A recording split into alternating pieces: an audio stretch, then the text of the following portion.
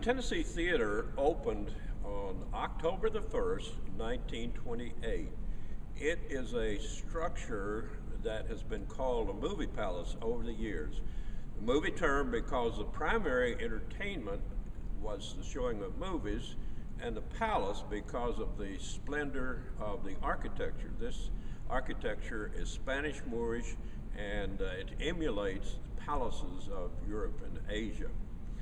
The theater had many years of great success as a movie house primarily for 35 years, but in the 1950s, things began to change, not just for the Tennessee Theater, but for all movie palaces across the country.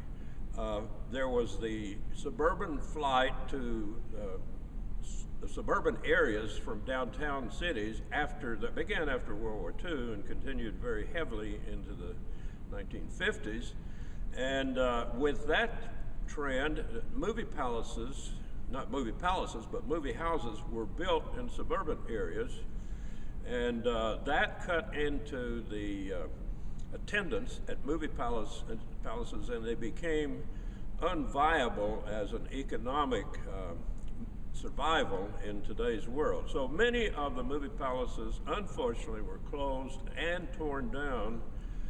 The Tennessee Theater almost suffered that fate. It closed on 2 different occasions in the 1970s, and it was saved by Mr. James Dick and resulted in the restoration of the theater, nearly $25 million cost of restoring the theater to its original splendor of 1928.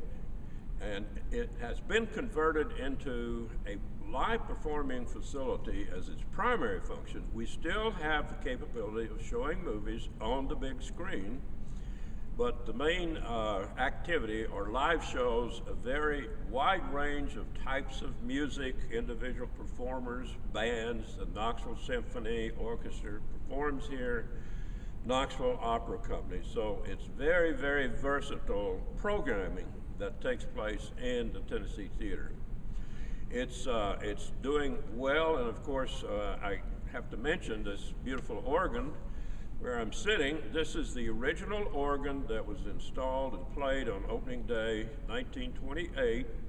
It's been totally rebuilt about 10 years ago, and visiting artists that have come in and played this organ have told us it's one of the finest installations in the country today from an acoustic point of view and a musical point of view.